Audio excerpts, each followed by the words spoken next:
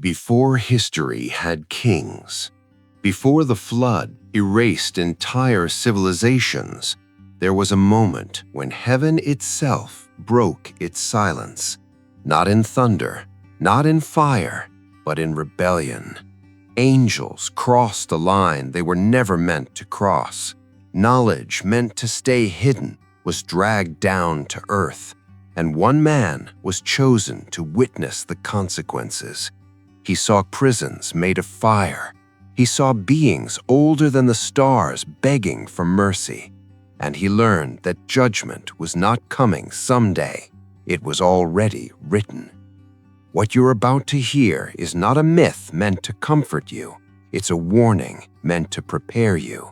Because according to the oldest forbidden records, what happened once in heaven is happening again. Welcome to Hidden Origins, the channel where ancient secrets, lost histories, and forbidden knowledge rise back into the light. Tonight, we begin a journey few dare to take. My name is Enoch. I was not a king. I did not command armies. I was a man who walked faithfully in a world already drifting toward darkness. Then the voice came, not like human speech, but like understanding pressed directly into my soul. I was told to rise, to leave behind the limits of flesh, to follow a guide who did not walk on the ground. He called himself a guardian of mysteries. The moment I followed, the world I knew fell away. The sky did not open gently. It folded inward, layer upon layer, revealing structures no human language was built to describe. Paths of light stretched endlessly, winds carried voices, and I realized something terrifying. Heaven was not only a place of glory, it was a place of law, and laws had been broken. I was shown watchers, beings assigned to observe humanity, not interfere with it. They were not born of dust, they did not age, yet they desired what was forbidden. They descended. They taught humans what we were never meant to learn so early: how to shape weapons, how to manipulate forces of nature, how to bend creation for dominance instead of harmony. From those unions came offspring that did not belong to either world, giants who consumed everything around them, civilizations drowned in violence, and the earth itself began to cry out. I saw the heavens respond, not with rage, but with judgment. Great messengers stood before the throne, speaking not for themselves, but for humanity. They presented the evidence, the bloodshed, the corruption, the imbalance tearing creation apart. Then came the command. Some of the watchers were bound, not killed, but restrained, sealed away beneath the foundations of the earth, to wait for a final day they could not escape. Others would face fire, and I was told to write everything, not for my generation, but for yours, because the pattern never changed. When beings meant to guide choose to rule, when knowledge is used without wisdom, when power replaces obedience, judgment follows. Before I was returned, I was shown something else, a man not yet born, a vessel of survival, a flood not of anger, but of cleansing. The end was not destruction for destruction's sake. It was a reset, and humanity would be tested again. If you want to understand why the Watchers fell, why giants appear in every ancient culture, and what judgment truly means in the forbidden records, subscribe now to Hidden Origins, because what Enoch sees next was never meant to be revealed, and once you hear it, you'll never look at heaven the same way again. When I was taken deeper, I learned something unsettling. The fall of the Watchers was not sudden. It was not chaos. It was planned. I was shown a moment before the descent, a gathering that took place beyond human time, where beings of light stood together and spoke words that could not be undone. They did not stumble into sin, they chose it. The watchers looked upon the world below and convinced themselves that they knew better than the law that governed them. They said humanity needed guidance beyond what was allowed. They said intervention was mercy. But mercy was only the excuse. Desire was the truth. They bound themselves with an oath, not to heaven, not to the Creator, but to each other. If one fell, all would fall. If one was judged, all would share the sentence. That oath echoed through the heavens like a fracture in glass. Then they descended. The place of their descent became cursed by memory, a mountain where heaven and earth touched, where boundaries collapsed, where authority was abandoned. From there, corruption spread outward. Humans welcomed the Watchers at first. Knowledge arrived like fire, bright, powerful, intoxicating. Tools advanced, weapons appeared, adornment, manipulation, domination followed. What was meant to elevate humanity instead accelerated its collapse. The offspring born from this union were not merely large in body, they were excessive in hunger, ambition, and violence. They devoured resources, then animals, then people. When the earth could no longer sustain them, they turned on each other. Blood soaked into the ground until even the soil cried out. I was shown this not as a story, but as cause and effect. Law broken, order violated, balance shattered. Then came the response from above. 4 great messengers were sent to observe the damage, not to guess, but to confirm. Nothing was hidden from them. They saw humanity collapsing under knowledge it was never meant to carry alone. They saw watchers who refused to repent, and they heard the cries of souls who died without justice. That was when the verdict was issued. Some watchers would be removed from influence, but not destroyed. They would be sealed away, bound beneath the earth, cut off from both heaven and humanity. Others would face something worse. Their offspring, the giants, were marked for destruction, not as punishment alone, but as containment. Yet their end would not be clean. I was shown what happened when the bodies of the giants fell. Their flesh died, but something remained. Spirits born from an unholy mixture, neither fully of heaven nor earth, were released. These beings could not ascend. They could not return. They would wander. They would influence. They would whisper. And humanity would mistake their presence for imagination, madness, or myth. This was not horror for shock's sake. It was explanation. Why violence never fully disappears. Why corruption mutates instead of ending. Why darkness adapts. Then I was shown something that terrified me more than the fall itself. The Watchers knew all of this would happen. They still chose rebellion. When I was returned to speak with them, they did not deny their actions. They begged instead. They asked me to carry their plea upward, to request forgiveness they no longer had the right to seek themselves. I agreed, not because they deserved mercy, but because truth demanded completeness. I carried their petition into the highest realm I was allowed to approach, and there the answer was given. There would be no forgiveness, not because mercy was absent, but because the Watchers abandoned their place willingly, knowingly, permanently. They were not deceived. They were not ignorant. They chose. When I returned with the message, silence fell among them. They knew then that eternity no longer belonged to them. And I knew something else. This story was not finished, because humanity still stood in the middle of the consequences. If you're beginning to see how ancient rebellion still echoes today and why unseen forces were never truly gone, subscribe to Hidden Origins now, because from here, the truth only grows heavier.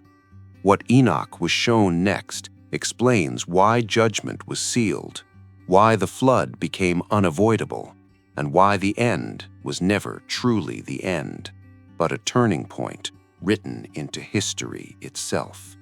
After the fate of the Watchers was sealed, I believed the worst had passed. I was wrong. What followed was not directed at heaven, but at the earth itself. I was shown the world as it truly was beneath the surface. Cities built on blood, knowledge twisted into domination, and humanity standing at the center of a war it barely understood. The giants were gone, yet their influence remained. Violence did not disappear, it adapted. Their bodies had fallen, but their presence lingered like a shadow that refused to fade. I saw unseen forces move through humanity, stirring hatred, fear, and hunger for power. Men believed these thoughts were their own. They were not. That was when I understood the decision had already been made. The earth would be cleansed, not out of anger, but because corruption had spread too far, too deep, too fast. I was taken to a place where the boundaries of the world were visible. I saw reservoirs prepared beyond human sight, waters held back by command alone, and I felt something unsettling: restraint. Judgment was not impulsive, it was patient. Then I was shown a single man, not a warrior, not a ruler, but someone who still listened. His name had not yet echoed through generations, but his obedience had already separated him from the rest. I saw how he would be warned, how instructions would be given with precision, not to save the world as it was, but to preserve what could begin again.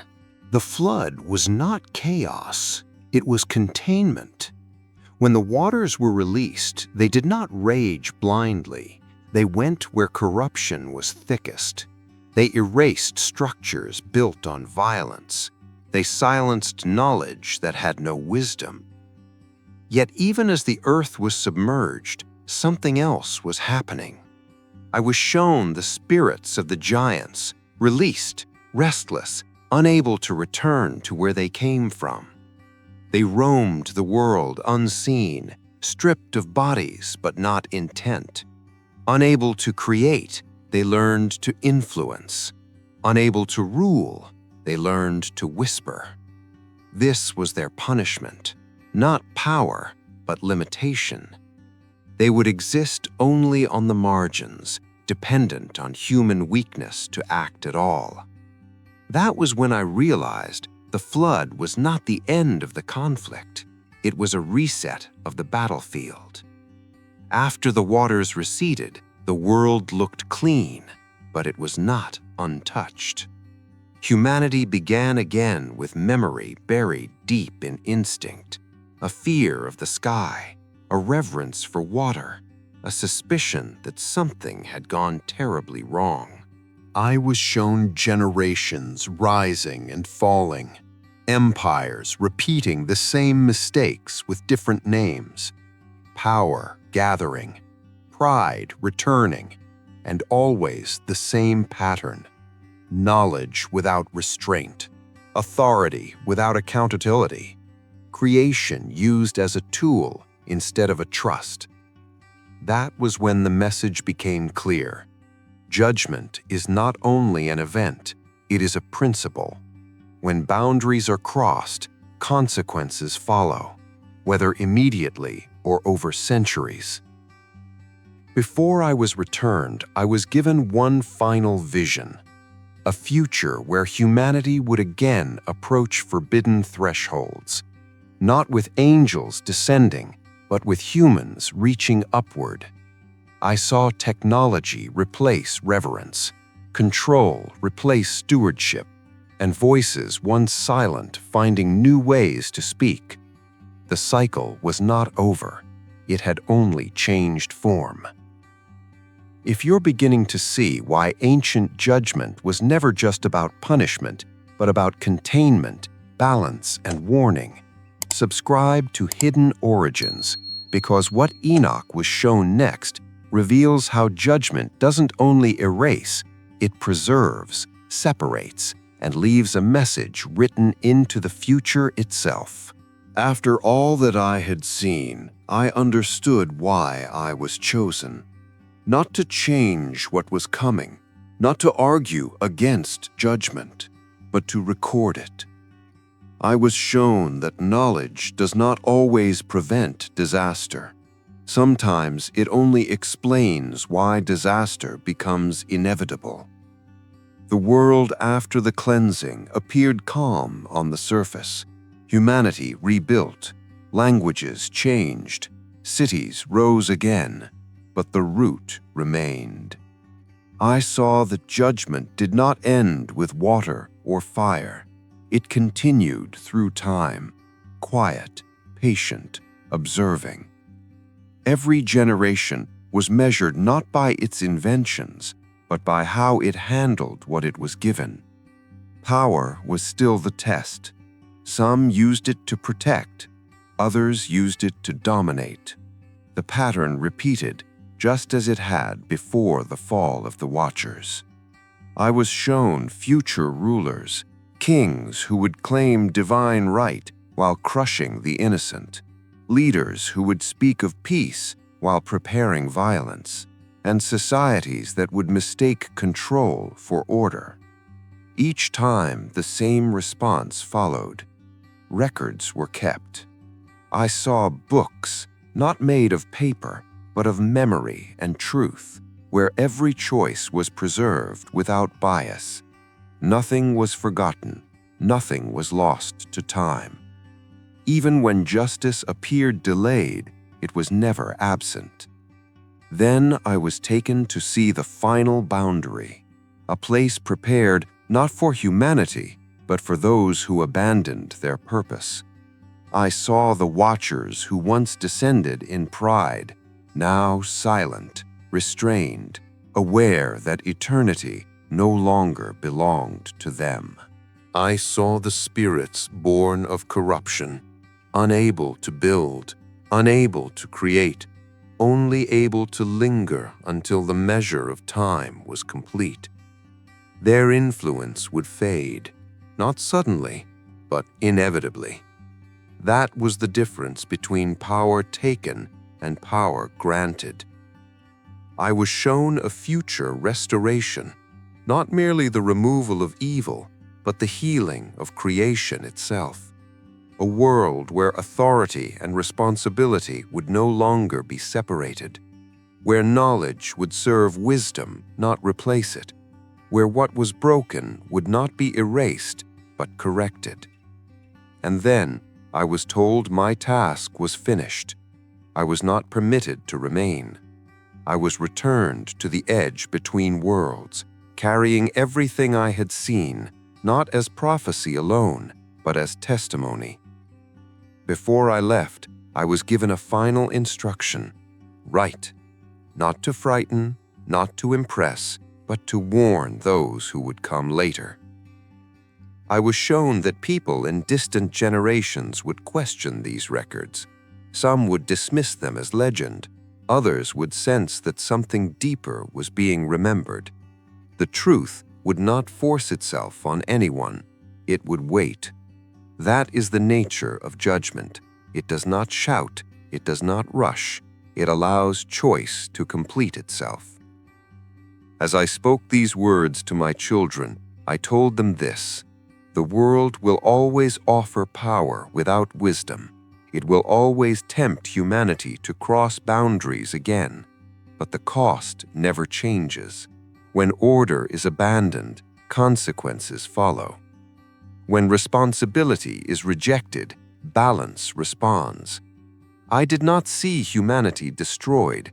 I saw it tested again and again until it learned the difference between knowledge and understanding.